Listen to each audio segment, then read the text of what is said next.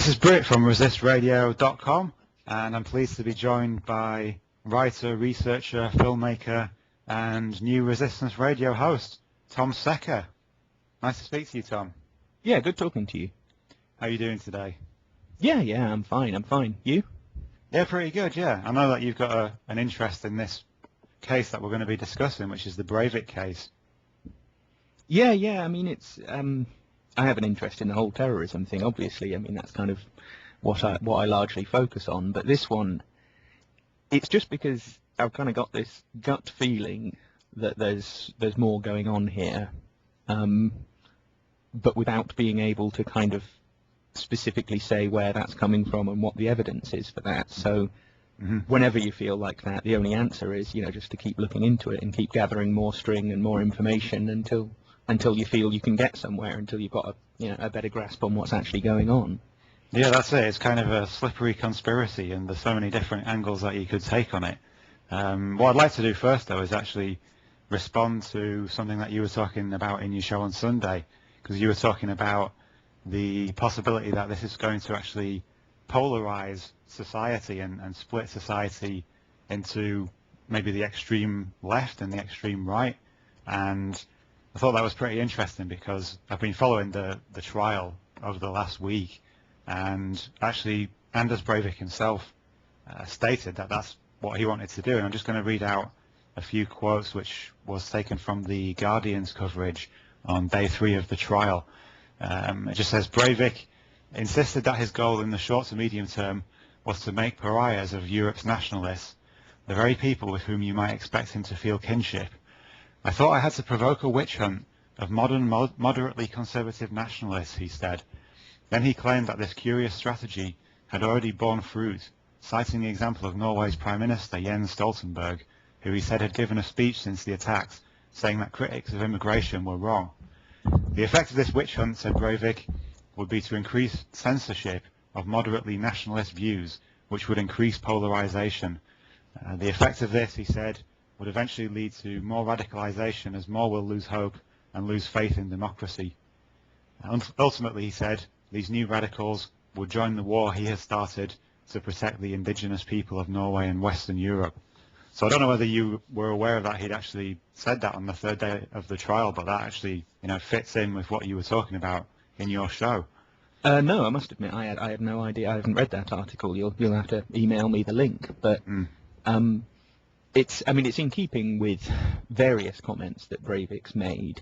I'm a little surprised I haven't come across that. So, well done for pulling it out, because that really does lay it out quite clearly that this is a man who understands that it isn't as simple. I mean, one of the things I was talking about in my show on Sunday was that it's a lot of people have tried to simplify this.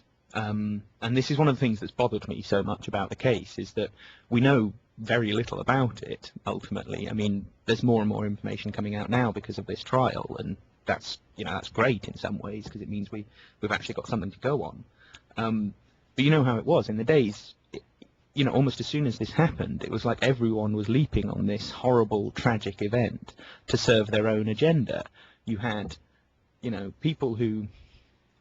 You had the left saying, this is the rise of the far right, this is the danger of the far right. You had the right and the far right sort of saying, well, we deplore the violence, but, there is something to what he was saying, there is something to his motives. So they're both using it to advance their political agendas. You had, obviously, sort of ethnic minorities, specifically Muslim groups, who I suppose, would you say they're on the left? I suppose they are on the left, ultimately. Or most of them anyway. They were also saying this, how this is a symbol of how Muslims have been targeted, and you have your, if you like, conspiracy theorists sort of saying, it was obviously a false flag and Breivik's just a patsy, and there are certain inconsistencies in the story, and there's always going to be inconsistencies in a story as it's rolling out in a couple of days after it's happened. Yeah.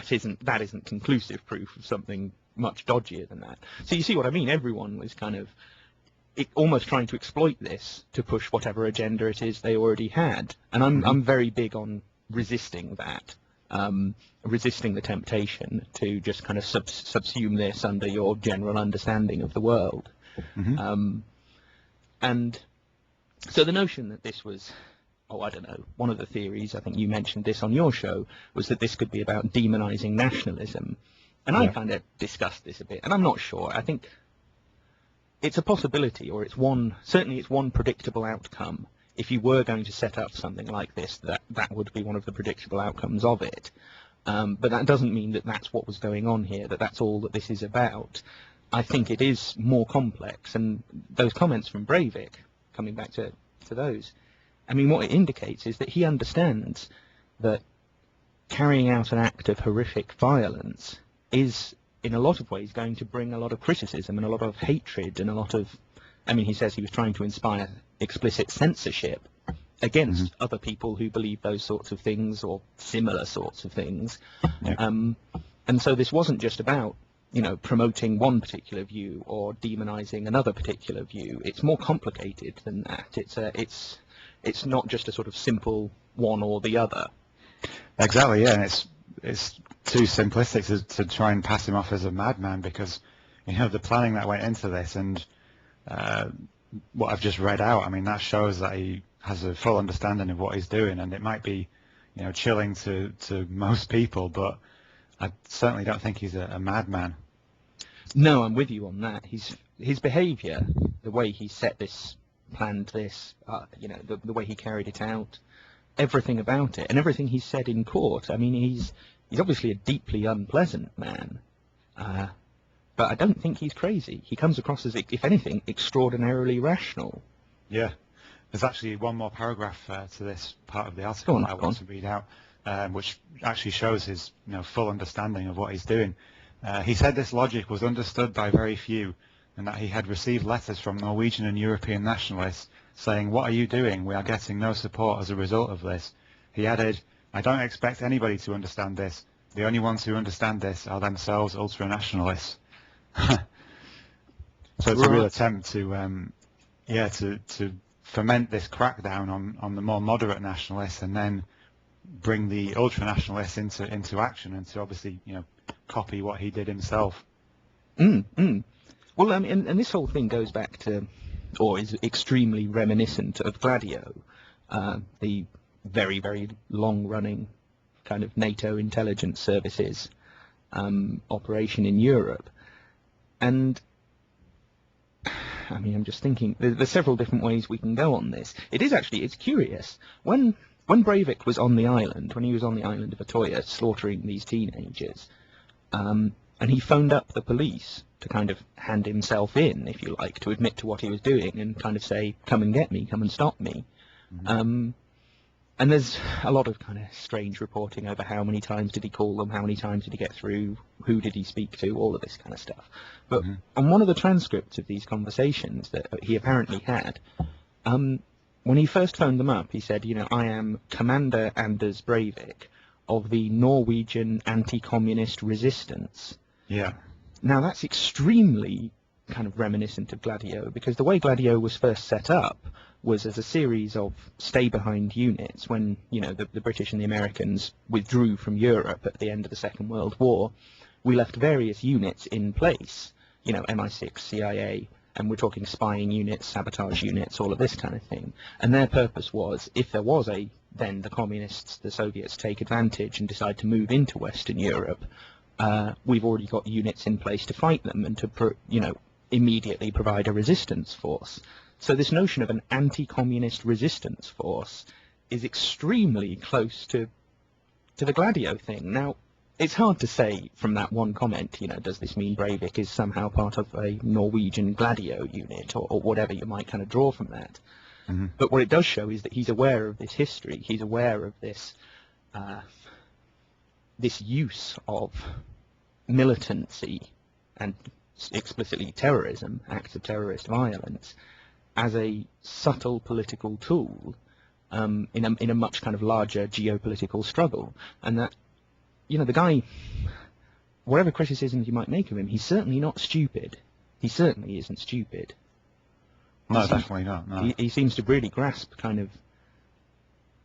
He's sort of got a horrible worldview, but in a way it's a horrible worldview that has ultimately been informed and educated by a lot of very true things.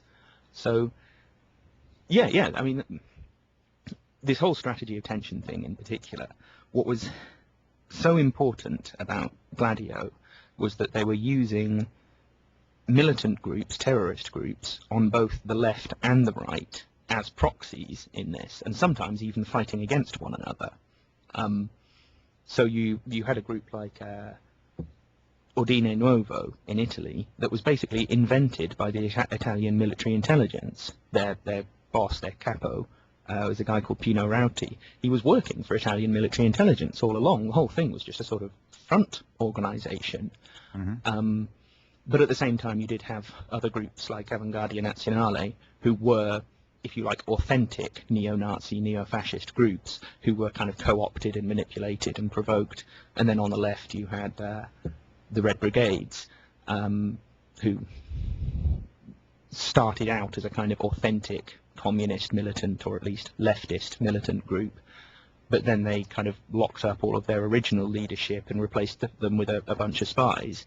So, and the thing in that was that they weren't always using this in the same way. It wasn't just about demonizing communism and advancing fascism, I suppose, as its opposite. It was about just creating a general sense of fear, a general climate of fear. This is the strategy of tension, where people are all divided and they're all suspicious and they're all looking at each other, and they're all aware of the possibility that anyone could be a secret, whatever. And as a result, the general direction of the countries, the general direction of Europe, the general direction of the world was, we need greater and greater security. And it was in that period when you had this, Europe had masses and huge amounts of terrorist violence from the period about 1960 to, I suppose, 9/11. It hasn't actually, I mean, by comparison, we have very little terrorism now. That's something that a lot of people need to grasp, is that there's actually very few terrorist attacks taking place today compared with, the height of the IRA in the 1970s or the height of the Italian violence in the 1970s. So the direction of the world throughout that whole period was that the security services became more and more powerful. They remained almost completely secretive, but they got more and more money, they got more and more people, they got more and more sort of legislation normalizing what they could do and saying, yeah, you are actually allowed to spy on people and lie and cheat and even, in some cases, kill in order to carry out our political objectives. So that's fundamentally what the strategy of tension is about. It's not just about anti-communism. It kind of started from that point, but it did become something more sort of less explicitly political and more about advancing the national security state. Now, you're more researched in Operation Gladio than me. I mean, was it predominantly false flag attacks that were carried out under the strategy of tension?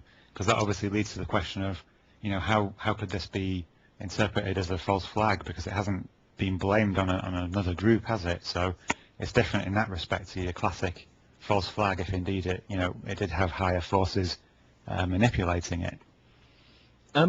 Most of the Gladio attacks were false flags, or at least became false flags, in as much as a lot of them were carried out by right-wing terrorists who were proxies, part of these proxy organizations and these infiltrated organizations.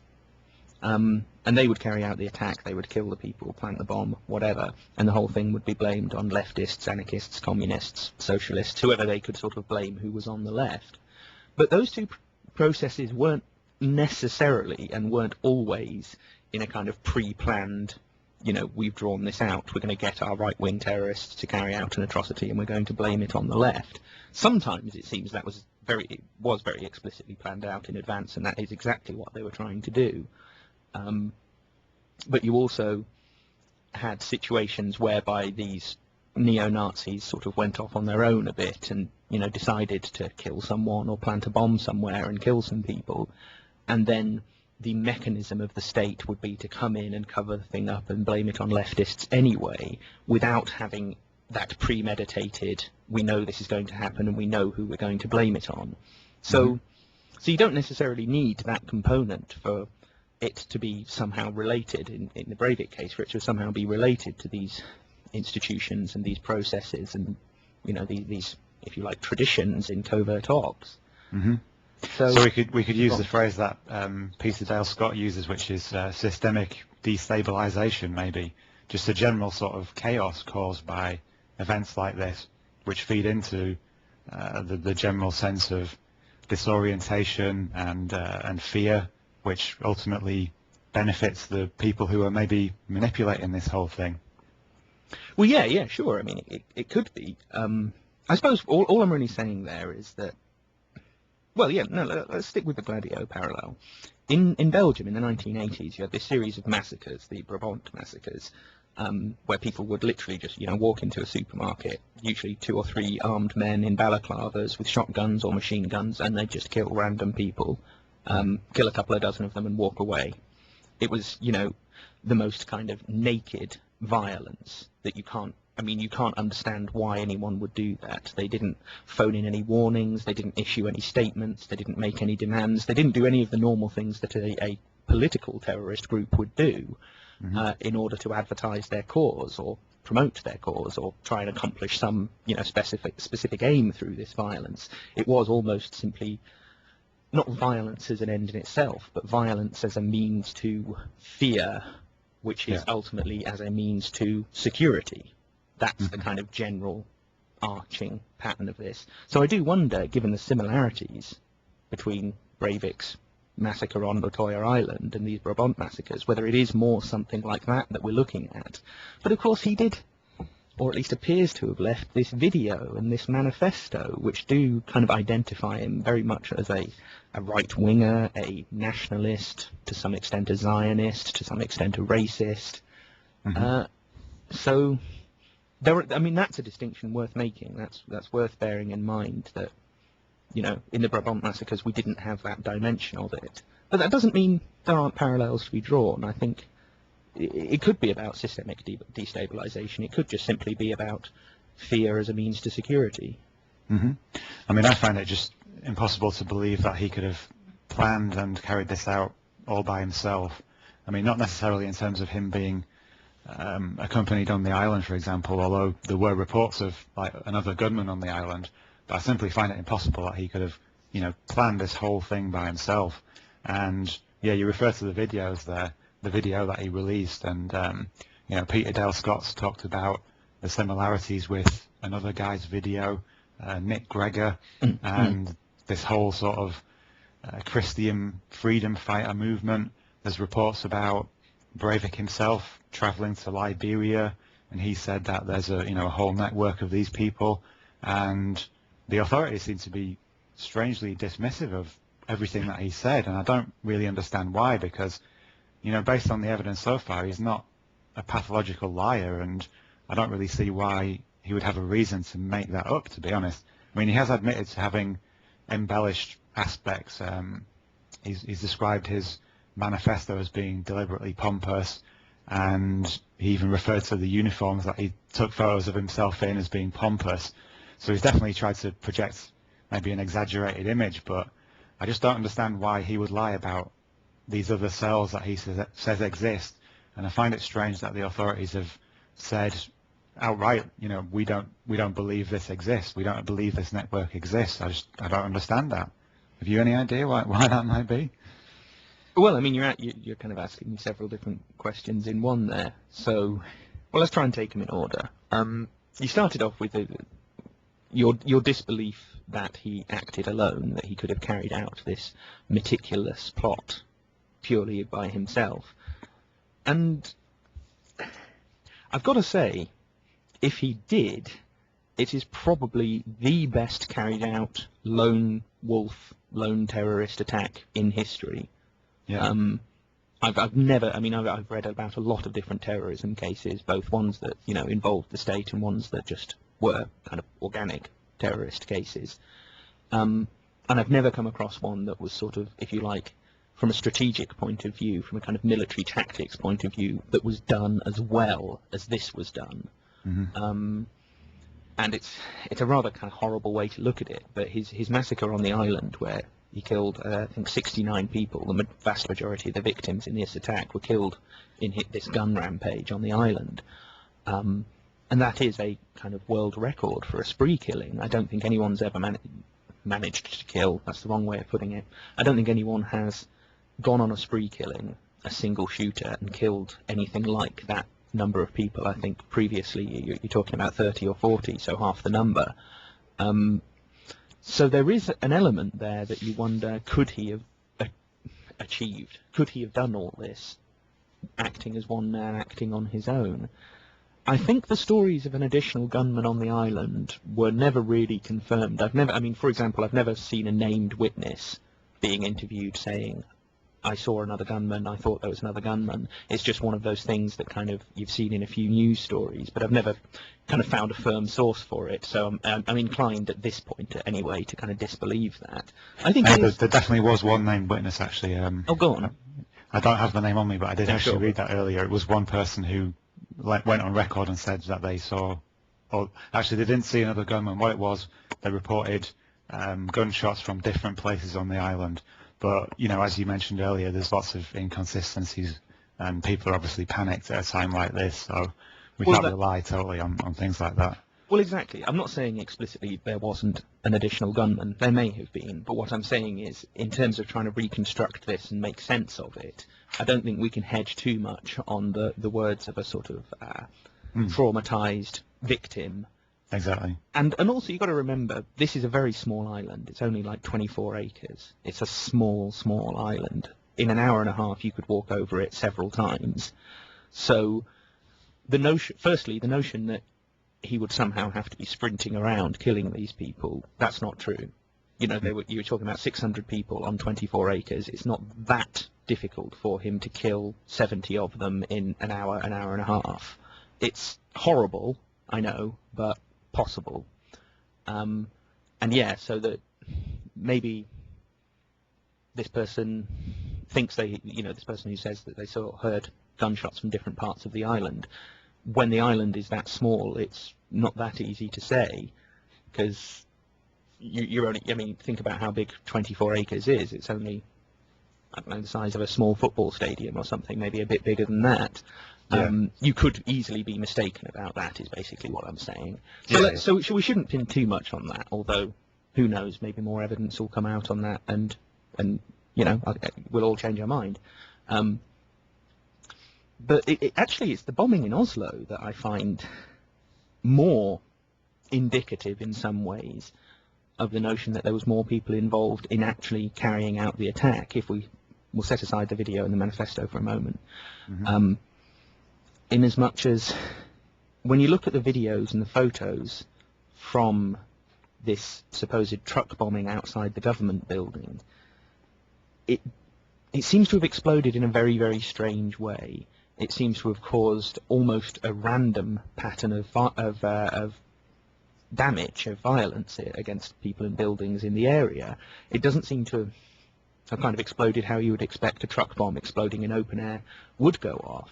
There's a sort of fire in one corner of the building on the top floor, across the street, but there's no fire in the lower floors, and, some of the windows are broken and some of the windows aren't broken when you would have expected them to pretty much all be shattered if this blast wave is hitting them.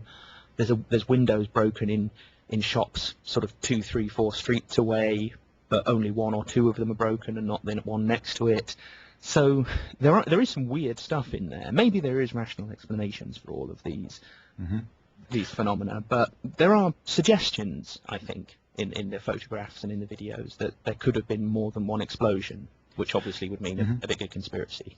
Yeah, there's just some information come out today during the trial that there were reports of other bombs in the building and of a second person being at the scene. They initially thought it was another person with Breivik, and he was described as a dark-skinned man. So they were actually they actually thought it was 2 people initially. I can't remember who it was that said that, but it was someone, it was like the head of security for the building or something like that. I can't remember the exact details, but no, yeah, sure, okay. Well, this is all sounding very reminiscent of Oklahoma City, isn't it? Yeah. You've got this supposed right-wing, white, nationalistic terrorist nutter driving his truck bomb to outside a government building, apparently being seen with a Asian or dark-skinned man, and also evidence of explosions within the buildings and not just outside them. I'm just drawing that parallel. I'm not saying that's what happened by any means. I'm just saying that's, when you mentioned that, I had not read that before about this second man. I had seen some of the reports and things about additional bombs going off or additional explosions within the buildings, but I've not read this thing about a John Doe number 2. Mm-hmm. But that's very much what just flitted through my mind when you said that. And the whole thing does sound a bit like Oklahoma City, in as much as it seems that Tim McVeigh did play a role in carrying out that attack, but it also seems that there simply must have been more going on. And again, with this Breivik thing, I think he probably did drive that truck bomb there. I think he probably did shoot people on that island, but that doesn't mean that's the sum total of the story. And you do get this feeling that maybe there's more to it. And this brings up the question of the training exercise, which is one of those things that obviously the Alex Joneses and the Webster Tarplys have focused on enormously. And I've tried to dig around in the reporting on this. It's not easy because an awful lot of it is in Norwegian, and I have to read it through translation, and obviously the translators aren't great. But what seems to have happened here is that one story has sort of become transmogrified into another.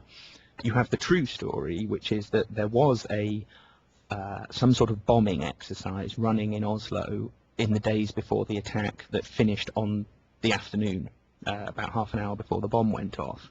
Yeah. That does seem to be real. That does seem to have actually happened. There is, relatively credible reporting on that. But this has somehow got twisted into there was also an exercise involving a shooter going on a rampage on Utoya Island. That doesn't seem to be true. That seems to be based on a bit of misreporting, and in fact a few people digging up an article that had been written a year before about a training exercise on an island, and somehow managing to either get the two stories confused or weave them together, or were just looking for something to turn into a theory, and therefore have leapt on this. So I think there was a anti-bombing or bombing exercise in Oslo. I don't think there was an exercise on the island. I haven't seen any credible evidence of that. So that's an important thing to bear in mind when looking at all of this. Okay. Yeah, I didn't actually know that. But yeah, so you have this, you have an exercise going on based around, the scenario isn't identical in the exercise and in the, at least official version of the real attack, in as much as, from what I can read, the exercise in Oslo was based around bombs inside buildings rather than a truck bomb outside a building.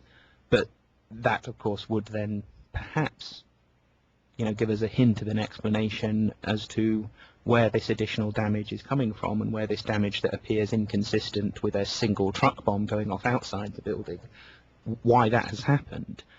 Or it could have been one way in which that was actually carried out, or it could be a red herring. It could have nothing to do with it.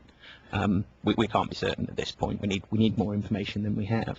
Yeah, here's the info that just came out this morning, actually. Testifying in Breivik's trial, police operations leader Tor Langley said the initial reports he received after the blast suggested that there were 2 suspects and 2 other bombs about to explode.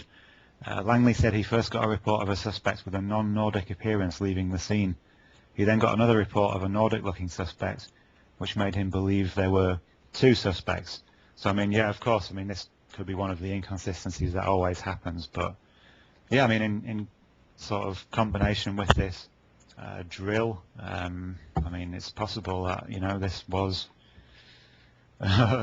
being manipulated and monitored, but, we can't really say at the moment with the evidence available.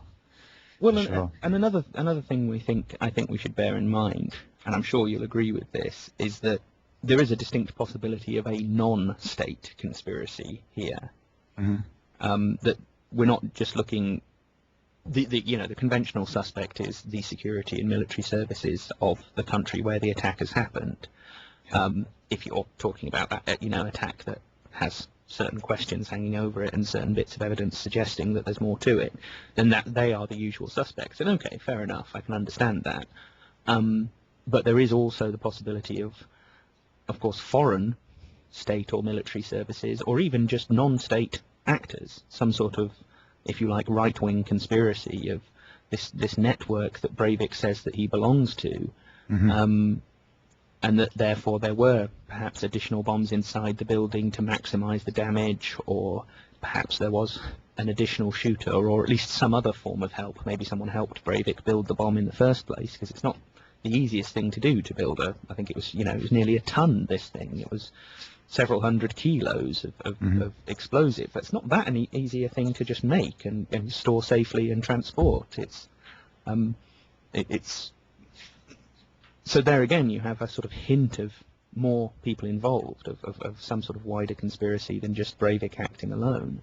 And you mentioned before that he doesn't come across as a pathological liar, and therefore it's odd that he would sort of make up, if he is making it up, that he would make up this larger network, this sort of Knights Templar or Christian liberationists, or sort of whatever tag you want to put on them.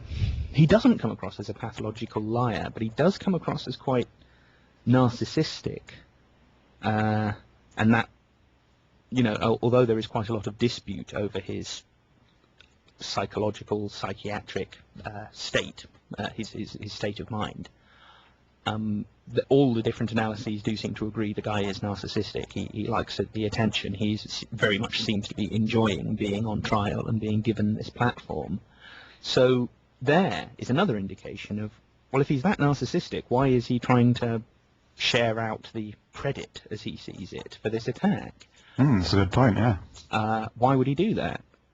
Surely he'd want to take all the credit himself and say, I am the great Anders Breivik, I am the lone Christian Zionist soldier who is trying to drive the Muslims out of Europe, or whatever it is that he believes. It doesn't make much sense to invent this wider network. It doesn't fit in with his psychological makeup, I don't think, to do that. So, unless the whole purpose of the thing was simply to draw attention to this cause, and if you like, try and provide a focal event for this nationalistic kind of movement, or different nationalistic movements, in which case he might, I suppose you could say, he might have made up a wider network to try and glorify that, and to try and make people feel that they were part of something bigger than they really were. That it wasn't so much him deluding himself as him trying to inspire other like-minded people to believe that there is this great big network, and that we are on the verge of a great kind of race war, or war of civilizations in Europe or something. That's one possibility for why he could have invented this thing. And you're right, it is a bit odd that the authorities are so adamantly denying that there could be any kind of wider problem or wider struggle here. Because, we know that there are plenty of other nationalistic groups out there. You've, in your coverage of this, you've talked about his ties to the English Defence League and the Jewish Defence League, and you've also got sort of similar National Front kind of organisations in France, and I think you still have a vestige of the neo-Nazi thing going on in Germany, of all places. Even though they've tried so hard to dissociate themselves from their Nazi history and to try and get over that and move away from it, I still think there's an element of that there. So there are more groups, and there are more people who think like Breivik, at least up to a point, at least politically, if not, I'm not saying they're going to go out and carry out massacres. So their denial of any sort of wider network is almost demonstrably false. The only question is how closely tied are we talking about? Are we talking about an organisation that has ranks and some sort of hierarchical structure with orders being passed down, or are we talking about a more loosely knit kind of lateral, horizontal network of like a cell structure, like Al-Qaeda supposedly was? Not only has he talked about being connected to other people, there is actually evidence for him being in the places he said he was, at the times he said he was. There was evidence that he was in London in 2002 when he says that the Knights Templar sort of had its inaugural meeting. There's evidence of him being in Liberia as well. So it's not like there's no evidence for what he's saying either. So it makes the kind of dismissiveness of the authorities, yeah, even odder. Well, and he talks about having a mentor in Britain who we're not quite sure who this is. I mean, there's at least a couple of suspects, likely suspects, but there again, is he talking about a mentor in a kind of ideological sense, someone who inspired him, or is he talking about a mentor in the sense of a handler, someone who helped him do this and prepared him for doing this? It's hard to know quite how to interpret that one. Yeah, I've been trying to do some more research into the mentor, Richard the Lionhearted, because this was blamed on a guy called Paul Ray, who blogs under the name Lionheart. He's actually living in Malta now. I think he had to leave England because he was facing charges of something related to I don't know what he was facing charges for, but he had to leave England anyway, and he fell out with the EDL because he was one of the founding members of the EDL. And he's writing this blog, and he keeps making insinuations that the mentor, Richard the Lionhearted, is this Alan Ayling character who's this kind of shadowy financier and planner for the English Defence League. But I contacted this Paul Ray the other day, and he wasn't very forthcoming with any kind of evidence. So it leads me to suspect that he doesn't actually have any evidence, and it's some kind of grudge that he has against Alan Ayling. So yeah, I don't really think that Ayling is the mentor, but who is Richard the Lionhearted, and why aren't the police trying to find out who this guy is and who the other people were that were at this first meeting? It's quite an important aspect of it, really. Well, and also, why are they kind of leaving it, if you like, leaving it to stand, this notion of Breivik being a lone wolf, when there's sort of so many indications that there was more going on?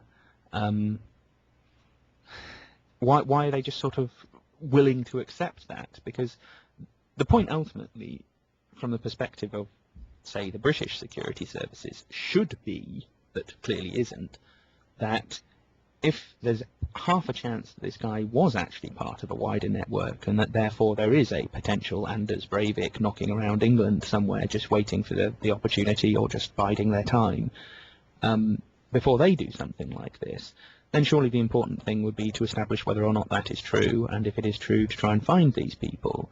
But there is this pattern in this country, particularly noticeable in Britain, whereby if you're, say, a Muslim, and you've watched a few jihadi videos on the internet, and maybe you've got a couple of bottles of hair bleach and a bag of ball bearings in your bedroom. I remember there was one lad who was thrown in prison for, that was basically what, all the evidence against him. And they make a big fuss about them, and they call them radicals and extremists and terrorists, and say, we are shutting down the Muslimist, the Islamist networks in Britain and all the rest of it.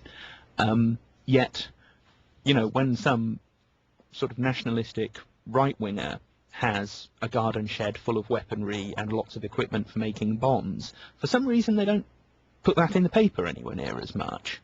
They don't, it gets reported on, we still find out about it, but it will typically be one article in the Guardian and one article in the Independent, and they're obviously ostensibly left-wing newspapers. So that's why they're reporting on it. But you won't get anything like the lurid, voyeuristic coverage that we get in Islamic terror cases. So there clearly is a certain degree of prejudice there. Whether that prejudice is more about sort of just mentality and just the way that the security services think, or whether it's more about they actually kind of want the nationalists there because they may be useful in some way. And nationalists, they are very, for the most part, they're very pro-military, for one thing. They're very pro-police, on the most part. So you can see why that agenda does serve the national security state, and why they would actually want to not crack down on it too hard, because, it does serve a purpose. It is kind of useful to them in a certain kind of a way. So maybe that is part of the explanation for why they don't seem to be chasing this possibility of a wider conspiracy with Breivik. Maybe there's that dynamic at play. Yeah, possibly. I mean, it was just surprising to me that the people wouldn't be investigated when you've got people like Roberta Moore basically making veiled threats. She actually said there's going to be another Breivik and it's going to be even worse than what he did. And if a Muslim person made that statement in Britain, I'm sure they would be investigated. So I really hope these characters are like Roberta Moore and Tommy Robinson as well. There's actually been a series of arrests in Luton today. 5 young men have been arrested and charged with planning terrorist attack, and I'm kind of interested to see what comes of that, because whether that's going to turn out to be Muslims or whether that might even be people connected to the English Defence League who are based in Luton. No, sure. And Luton is one of those places that Breivik talked a lot about. In fact, there were a few local politicians in the news the other week complaining about why everyone sort of has such a downer on Luton, and why the only times when Luton gets in the international press is in connection with some terrorist massacre. Which I can kind of sympathise with them on that one, to be honest, because it's not a nice thing to be associated with. It's not a good reason to see your town's name in the paper. No. But no, we'll have to follow this story about the arrests. I'd seen the headline, haven't read the story, and we don't seem to have any details on exactly who these people are or what the hell they were doing, if anything. Yeah. But yeah, there is a potential connection there. Yeah. Mm-hmm. And you were just mentioning about how the media would publish all of this about a Muslim who'd been, suspected of being a terrorist, but they might not about an English nationalist or whatever. I mean, I was thinking, the kind of authorities have indirectly kind of encouraged, I'll have to be careful what I'm saying here, but basically what I'm trying to say is, over the last decade, Muslims have been so demonized that they've also played into this anti-Muslim feeling that, Breivik has kind of brought to a violent head here. We've seen over the last decade this constant, demonization of Muslims, and the general feeling now is that, people are pretty suspicious of Muslims in Britain, I think, or a lot of people anyway. No, sure. It's one of the problems that was actually kind of touched upon in that RT Crosstalk episode that I played some of in my show on Sunday night. That if you look at the Labour Party, who were in power, for what was it, 3-4 years before 9/11 until nearly a decade after 9/11. So basically that whole 9/11 decade, we had the Labour Party in power, and Labour Party historically, their base, their support are white working class trade unionists, right? Mm-hmm. Yet, in having to kind of come to terms with multiculturalism, the left in particular has almost become a sort of conglomeration of different, what are called special interest groups. And for some reason women are thrown in as a special interest group, as though they don't make up 50% of the population. But you know what I mean? They're sort of, the left has tried to sort of be the representatives, usually by being middle-class white men, but be the representatives of Muslims, of black people, of other ethnic minorities, or other minorities of non-ethnic minorities. And as a result, they have sort of alienated, to a certain extent, the white working class base that was their base for 100 years beforehand, for the whole existence of the Labour Party, basically. And also because of Labour's economic policies, which was very pro-immigration. It was, let's get as much cheap labour into the country as possible in order to inflate the economy, in order to raise taxes so that we can spend it on the NHS, and that was the third way economics of New Labour. Yeah. And in doing all of this, they managed to alienate at least a proportion of, a chunk of the white working class, who have now been snapped up by UKIP, and then further to the right you've got people like the EDL, and I would say the BNP are probably to the right of UKIP. Yeah. But the spectrum is, the left-right spectrum is dodgy at best, if not completely misleading. So it doesn't really matter where it is they are on it. But, that support, that... I mean, I was seeing the other day, the latest opinion poll says UKIP have got 8% support in this country. That's almost as much as the Liberal Democrats. And that's pretty much all come from Labour's support, not from the Tories. So, so we have that dynamic at play, that as Labour has sort of adopted these economic policies and these cultural policies, But at the same time, Labour were very much pushing the, dangerous Islamic terrorist threat for all of those years. And was that partly about paying lip service to this myth that seems to have come from America and is largely about foreign policy, but is also about domestic security policy of, we need to invade the Middle East to somehow stop them sending their terrorists here. I don't really know how it was ever supposed to add up. But is it also about them trying to win back the white working class from these more nationalistic movements that have kind of sprung up over the last 10, 15 years since we had New Labour? I think that's a dynamic that's also at play here, certainly. That's interesting, yeah. Also, I mean, we've had leaders such as Cameron and also Angela Merkel. I think a couple of years ago they made these statements about multiculturalism having failed. And at the time I remember thinking, this is really quite irresponsible, because these people have, effectively caused the situation, and then they're just making this, blunt statement that it's failed, which isn't helpful on any level. And that also kind of plays into Breivik's rhetoric, really. In fact, he actually quoted Cameron and Merkel during the trial this week when they said that. So there's all kinds of factors at play here, and different tensions and. Well, I certainly agree with you that these policies, like you said before, that these policies to some extent seem to have inspired Breivik and seem to have at least promoted his worldview, if not necessarily promoted his and inspired his actions. And yeah, that statement always struck me as a very, not even a careless thing to say. It was almost a nasty, vicious thing to say, that multiculturalism has failed. Not that multiculturalism currently isn't working very well. Not that, immigration in a globalized world is inevitable but is always going to cause some problems, and, it's up to politics to actually find some answers to these problems. Nothing like that, but just this kind of blanket tabloid headline kind of statement. It has failed. I'm not sort of saying it's succeeded and everything's wonderful and there are no problems from immigration and all the rest of it. I will say, I am ultimately an anarchist. As far as I'm concerned, the state doesn't need to exist and anyone should really be able to go anywhere. But that's kind of idealistic given where the world is right now. Yeah. In a state capitalist model, large-scale immigration is going to cause problems. And it does. And I'm not denying that. But to just say that it has failed, well, okay, so what do we do now? Yeah. I mean, we're in a multicultural society, but you're saying it's failed? Yeah. That's not really the sort of message you would have thought political leaders would put out there. It's basically like them saying, our system's screwed. Sorry, but it's screwed. Yeah. It was a very strange moment, and I do wonder if there's what was behind that. What was their motive there? Because I can't really figure it out looking at it from the outside.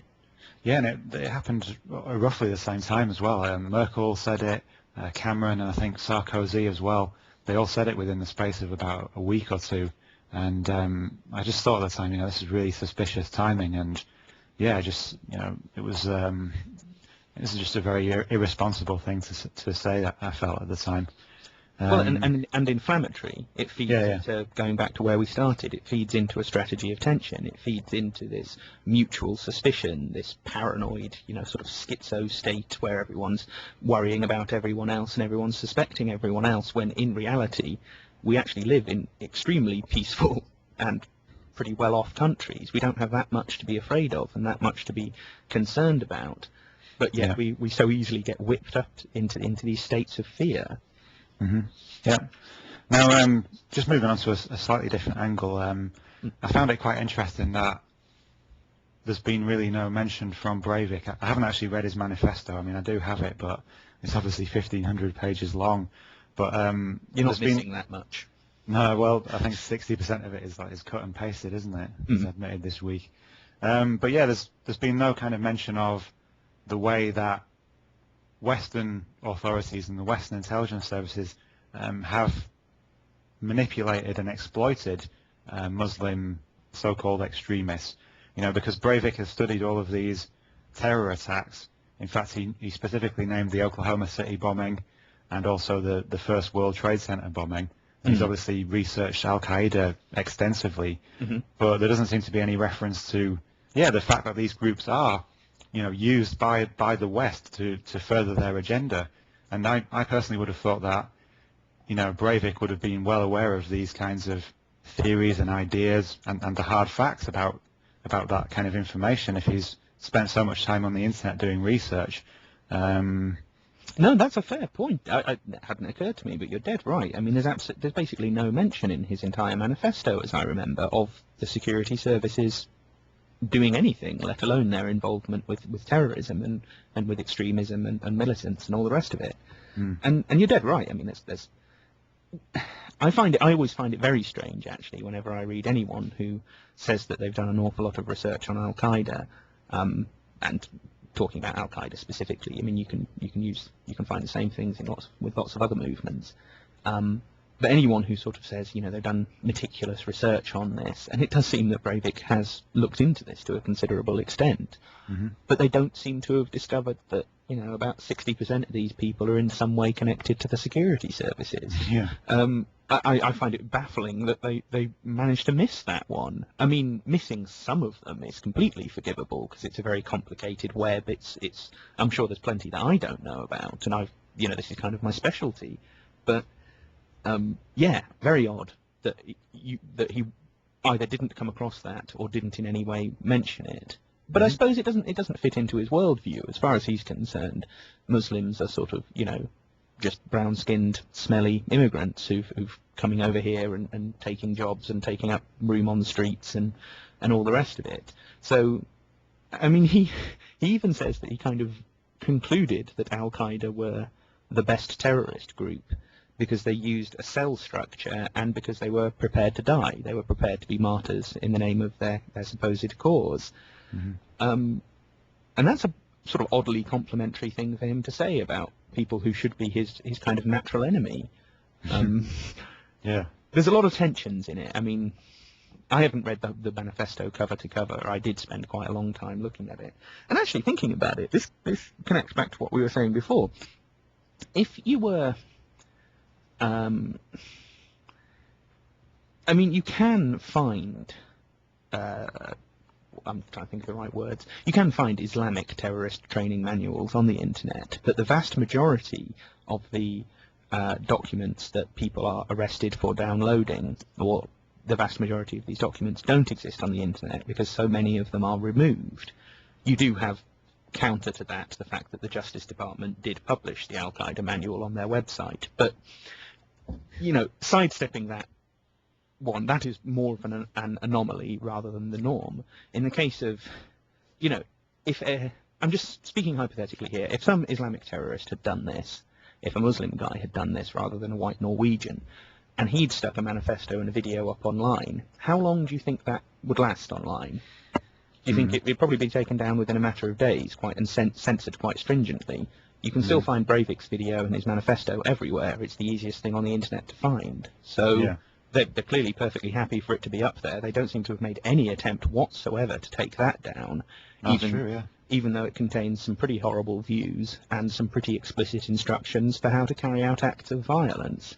That's true, yeah. I mean, I was slightly wary about downloading it myself, actually, because I thought, well, this is probably going to put me on some list. Frankly, we're probably all already on some lists. Yeah, yeah. I mean, if they are making lists of people who download these things, then I must be on several of the lists, because I have a vast collection of this stuff. Not from any perverse interest in it, just because you kind of have to read the source material to understand the thing.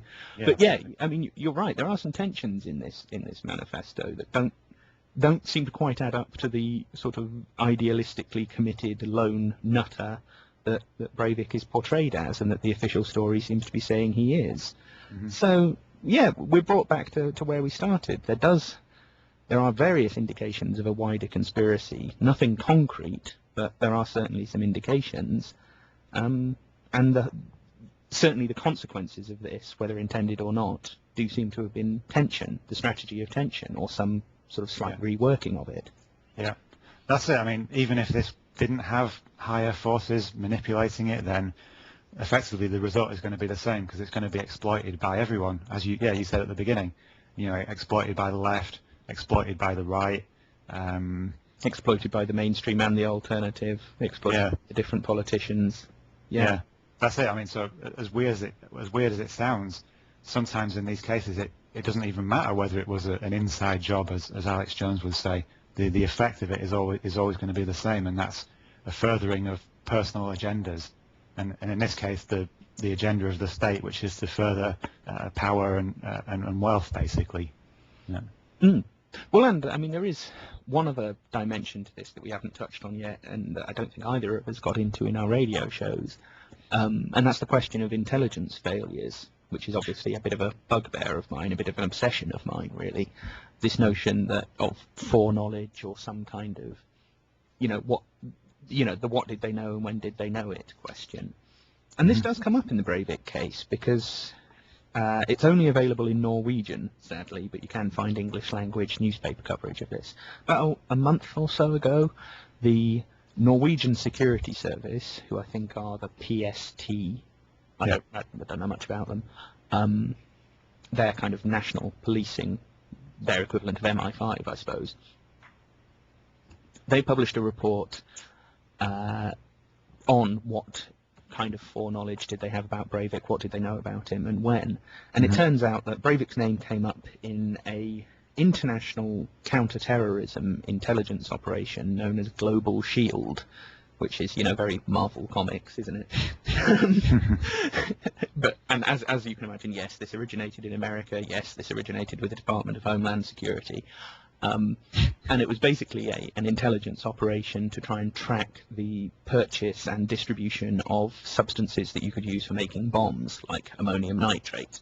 Yeah. And Breivik's name turns up on a list of people in Norway who had purchased an amount of chemicals, though exactly how much is subject to some quite contradictory reporting, had purchased some chemicals from this Polish chemical company, and therefore his name had been turned up on as part of this Global Shield kind of monitoring program, and Interpol, I'm not sure why it would be Interpol, but they had handed this list over to the Norwegian authorities, and Breivik's name was on this list, but apparently they never really followed it up with anything. And that's what they've explained so far. And to be fair, if that's all they had, okay.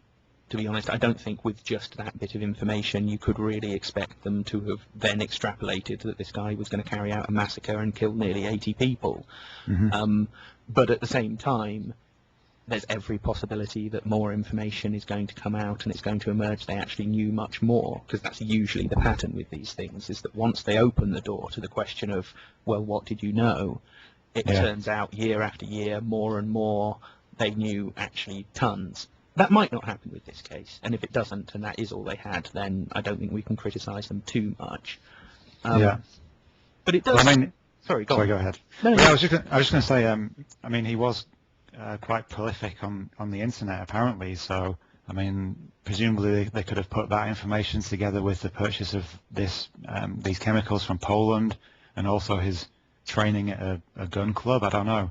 That would have raised red flags for me if I was in intelligence. Isn't that what the intelligence services are supposed to be doing, picking up on signs like this and piecing them together? It is what they're supposed to be doing, and you're right. There are some other things that you think, well, maybe they would have picked up on that, and maybe it will come out in the following months and years that they did actually pick up on some more of this. And in particular, Breivik's foreign travel. I mean, from like 2000 to 2008, he was travelling all over the place. He was regularly in and out of Norway, going to not just to Britain, but to some countries that you would have thought might raise the odd flag to the Norwegian authorities. So maybe it will turn out that they were actually monitoring him and had his name on lists as part of that as well. And if that starts to be the picture that emerges, then very much so, I would say, I'd side with you and say, this is starting to sound like a cover story. This is starting to sound like, what was the phrase I came up with? Intelligence failures that are fixed around the policy. Deliberate intelligence failures, basically. That's a possibility, but I'm just saying at this stage, with what we have right now, I wouldn't be too hard on them. So we'll have to keep looking and keep gathering the information. Yeah, sure. Well, Tom, we're coming up to the hour now, so I think we'll draw it to a close. But it's been an interesting conversation. I think we've discussed some very interesting ideas there. Yeah, I think it's been good. And of course the Breivik trial is scheduled for a number of weeks, so I know we'll both be monitoring that, and maybe we can find some more information and do this again in a week or, well, a few weeks or whatever. Yeah, sure, absolutely. I'm all for that. Good to bounce ideas off each other, I think. I think it's useful, yeah. And So I hope it's been interesting for people to listen to. Well, hopefully, yeah. So would you just like to tell people where they can find your stuff? And I think you're also appearing on TNS Radio tonight as well. Yeah. Well, I should be on TNS Radio at about 9 o'clock, shortly after 9 o'clock tonight, this evening. So, in fact, probably following the broadcast of this show. And you can find all of my work, my films, my writings, everything really that I've done on investigatingtheterror.com. And also on Sunday evenings on Resistance Radio, resistradio.com. Yeah, of course. Excellent stuff. You enjoying the shows? You getting into them? I am. Yeah, I am enjoying doing it, yeah. Well, people are enjoying them, so excellent stuff. I hope so. All right, Tom. Nice to speak to you, and I'll catch you later. You too. Take care, man. Cheers. Bye.